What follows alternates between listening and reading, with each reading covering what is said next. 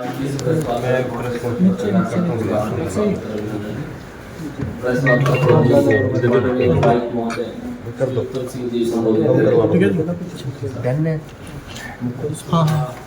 सभी का स्वागत है आज की प्रेस कॉन्फ्रेंस में।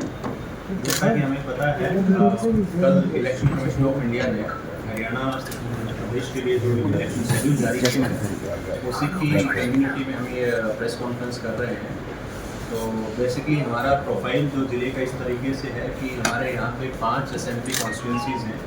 करनाल है, इंद्री है, नीलोखेड़ी है, असंध है और घरौंडा है। तो इन 5 असेंबली कॉन्स्टिट्यूंसीज़ की हमारे यहाँ पे अभी पोल होना है, इलेक्शन होना है। शेड्यूल जो इलेक्शन कमीशन ने जारी किया है वो हमारे पास आ चुका है, कल भी आ गया था। एक बार मैं रिपीट कर देता हूँ। हमारे यहाँ नोटिफिकेशन डेट है वो 5 सितंबर की है। नोटिफिकेशन डेट का मतलब ये है कि इस दिन से हमारे पास नॉमिनेशन की प्रक्रिया स्टार्ट हो जाएगी। लास्ट डेट ऑफ नॉमिनेशन है 12 सितंबर है। डेट फॉर मेकिंग स्क्रूटनी वो नेक्स्ट डेट होती है तो 13 तारीख को है। लास्ट डेट ऑफ विड्रॉल है वो 16 सितंबर को है। डेट ऑफ पोल है वो 1 अक्टूबर को है और date of counting of votes है वो हमारा 4 अक्टूबर को होगा। और date before with the election process will be completed है वो हमारा 6 अक्टूबर है। तो बेसिकली 6 अक्टूबर तक मॉडल कोड ऑफ कंडक्ट हमारे यहाँ पे रहेगा। जिले में अभी तक हमारा कंटिन्यूस जो समरी रिविजन है वो चल रहा है इलेक्टोरल रोल का। 27 तारीख को फाइनल पब्लिकेशन होना है। तो अभी तक हमारे पास जो वोटर्स हैं वो 12,02,419 अभी तक एनरोल हो चुके हैं। उसमें एडिशन भी है और कुछ डिलीशन भी हुए हैं। तो इफेक्टिवली ये फिगर आज के दिन पे हमारे पास है और ये आगे बढ़ने की संभावना या फिर कम होने की संभावना फाइनल तक हमें पता चलेगा कि एग्जैक्टली कितना है। इसमें से मेल वोटर्स हैं 6,26,665 हैं। फीमेल वोटर्स 5,75,727 हैं। थर्ड जेंडर वोटर्स हैं जो हमारे यहाँ पे 27 हैं। और सर्विस वोटर्स हैं जो कि अपना सर्विस वोटर पोर्टल के थ्रू अपना वोट करते हैं, पोस्टल बैलेट का अपना इस्तेमाल करते हैं, वो 3,077 हैं। करनाल जिले के हैं सर? जिले के हैं। असेंबली वाइज मैं आपको बता देता हूँ। फाइनल जब भी आएगा, जब पब्लिश होगा वो भी आपके साथ शेयर किया जाएगा। अभी नीलोखेड़ी में 2,34,017 वोटर्स है। इंद्री में 2,18,812 है। करनाल में 2,66,098 है। घरौंडा में 2,40,991 है। असंध में 2,42,501 है। ऐसे ही हमारा जो बूथ था पिछली बार जब इलेक्शन हुए थे, जनरल इलेक्शन हुए थे हमारे पार्लियामेंट के, तो उसमें हमारे यहाँ पे बूथ थे 1147। उसके बाद एक प्रक्रिया हुई, हमें देखने को भी मिला कुछ एक बूथ में वोटर्स ज़्यादा हो गए थे जिनकी वजह से लंबी लंबी लाइनें लगती थी। तो रैशनलाइजेशन की प्रोसेस हमने स्टार्ट करी थी। पॉलिटिकल पार्टीज़ को हमने ऑन बोर्ड लिया था, उनके साथ डिस्कशंस हुए थे। ये सब कुछ होने के बाद 34 बूथ हमने बढ़ाए हैं।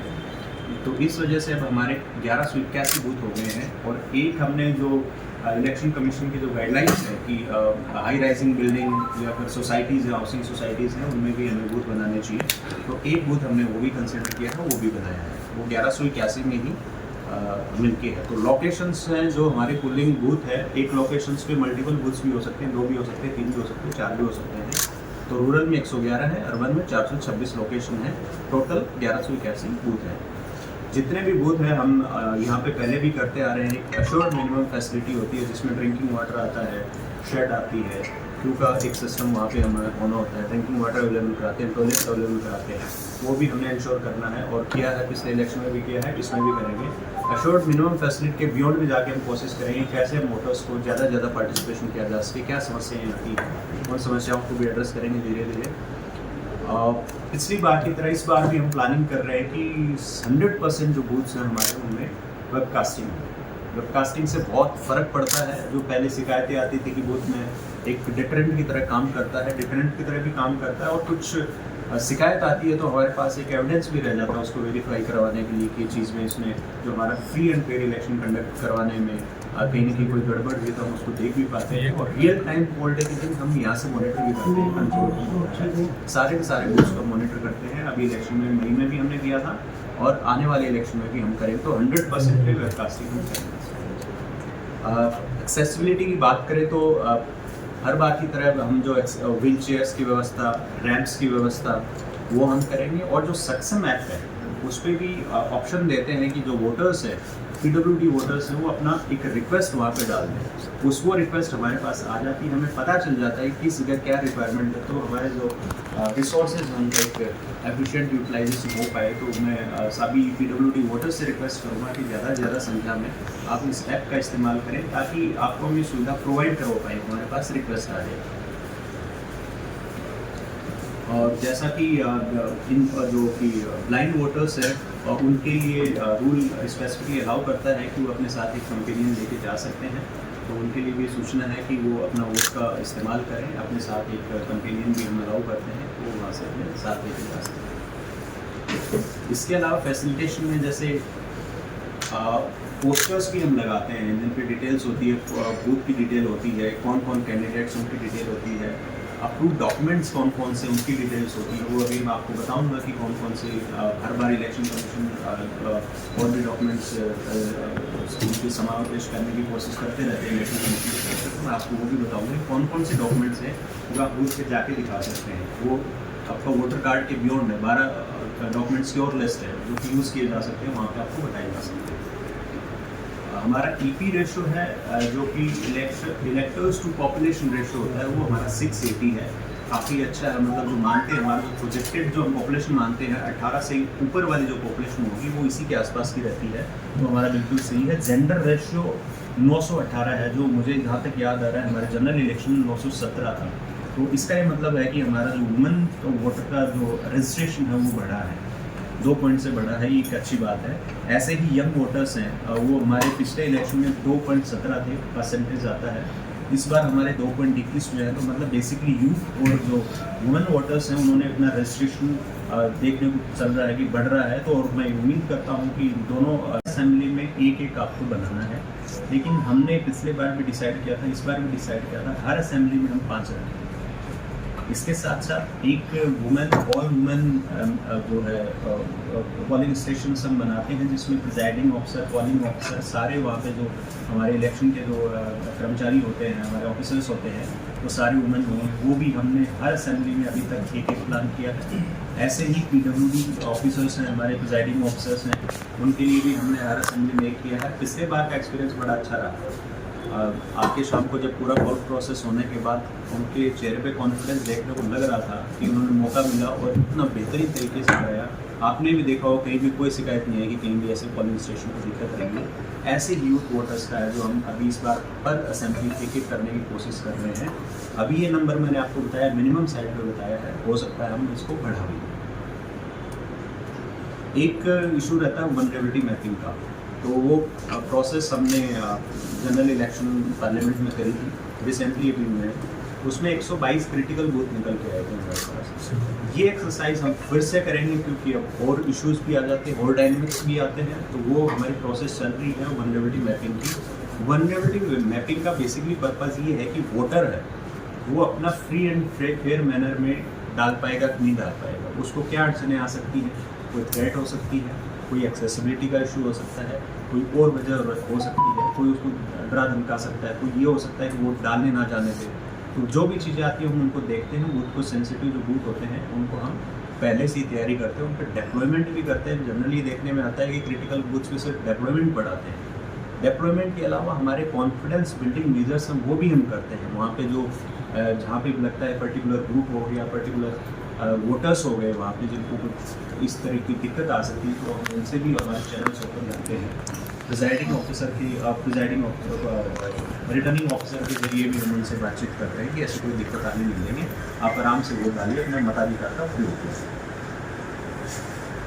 दूसरा एक्सपेंडिचर मॉनिटरिंग का, जैसे कि हमें पता है कि फ्लाइंग स्क्वाड्स जिस दिन से हमारा मॉडल कोड ऑफ कंडक्ट लगता है वो उसी दिन से हमें बनानी पड़ती है, तो हमें फ्लाइंग स्क्वाड बनानी है।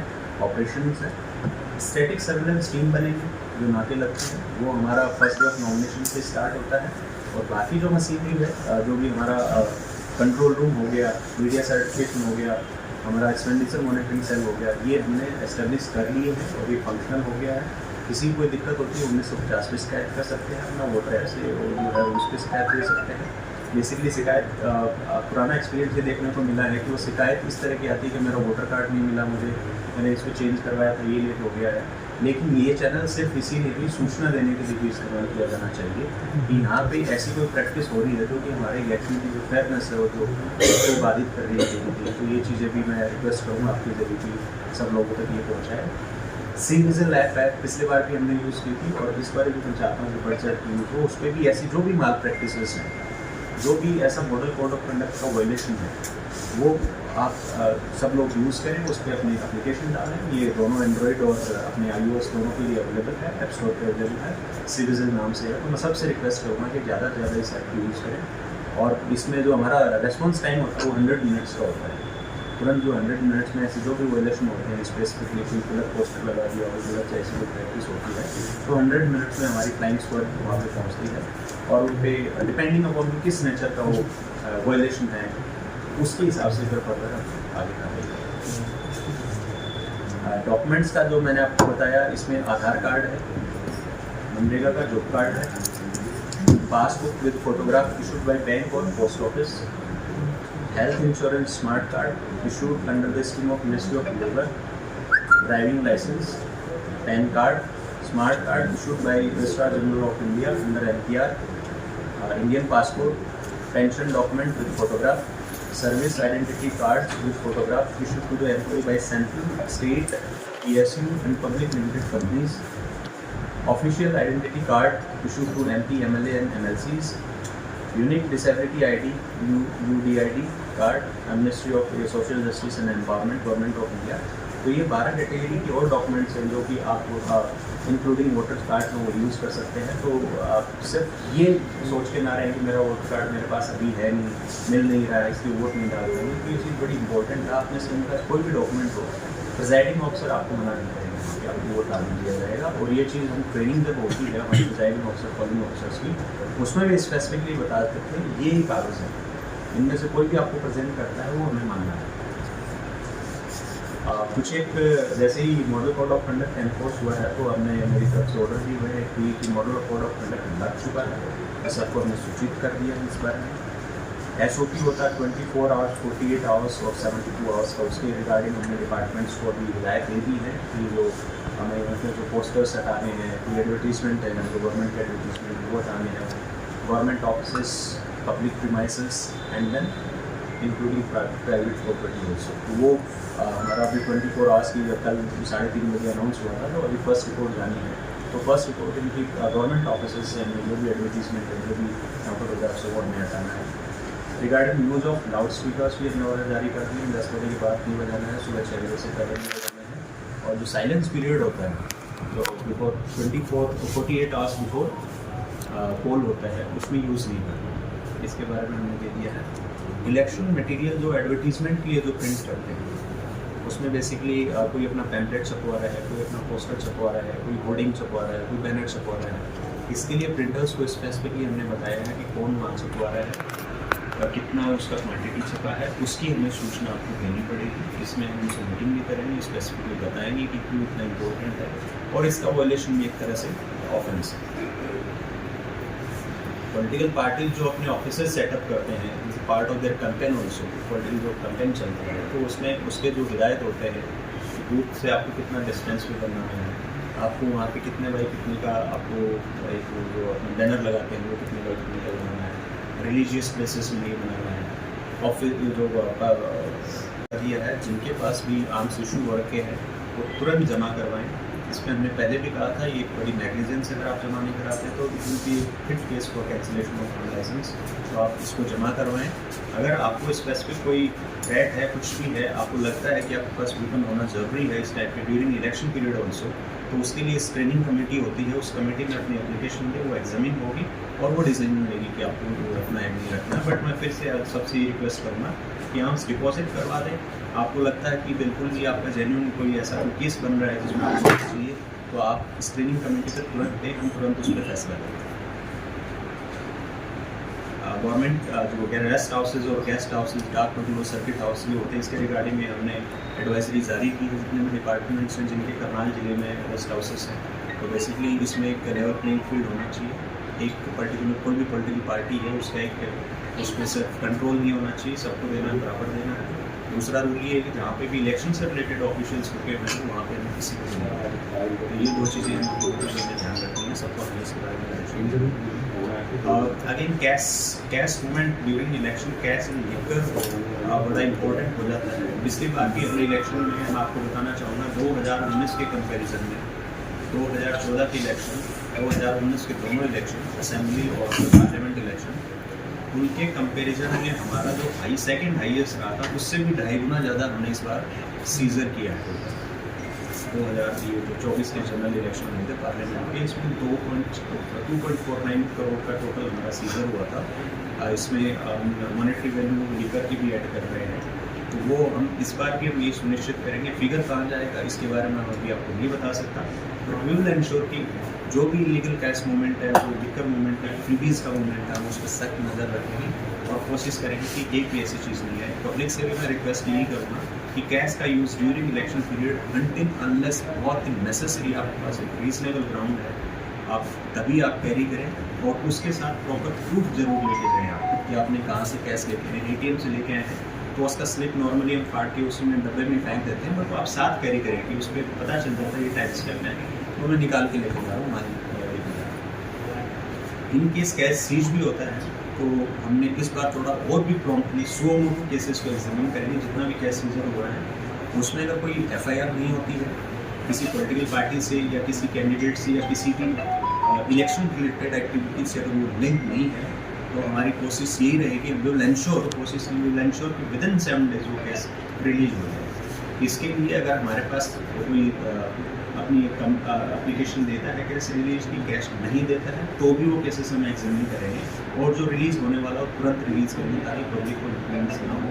लेकिन फिर भी मेरी यही रिक्वेस्ट रहेगी कि कलर एरिया का पता करना कि जेन्युइन है नहीं है, तो on safer side if cash can be avoided it should be avoided, ये मेरी सबसे रिक्वेस्ट रहेगी।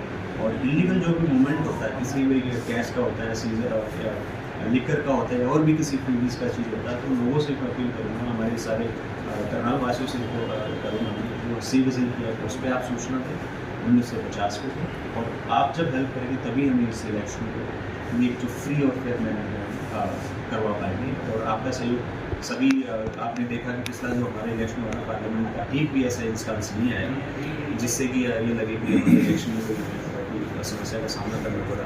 बट फिर भी एक चीज़ और मैं अभी आपको कहना चाहूँगा कि हमने 4 FIR करी थी, 3 तो लिकर से रिलेटेड थी, एक FIR बड़ी इंटरेस्टिंग थी। सोशल मीडिया पे किसी व्यक्ति ने अपने दोनों हाथ पे ये दिखा के ये कहा कि मैंने 2 वोट डाले हैं, उसको हमने अभी अंडर इन्वेस्टिगेशन है, लेकिन अभी तक जो पता चला है उस व्यक्ति ने एक भी वोट नहीं डाला था और मार्कस ये लगा के ये चीज़ की थी, तो ये ऑफेंस है। आप जो इलेक्शन मशीनरी है उस पर एक झूठा दावा पेश कर रहे हैं, वो उनकी FIR हुई थी। तो ऐसी में क्योंकि ये इलेक्शन से रिलेटेड मसले हैं, बड़े एक छोटी सी चीज़ का नैरेटिव गलत नैरेटिव बन जाता है, तो और डाउट भी क्रिएट करता है कि मशीनरी की कैसी ऐसी चीज़ें होती हैं। इन्वेस्टिगेशन में आता है कि नहीं हुआ ऐसा, लेकिन फिर भी एक सावधानी हमें बरतनी चाहिए कि कोई भी ऐसी चीज़ गलत चीज़ ना है। उसमें उन्होंने क्या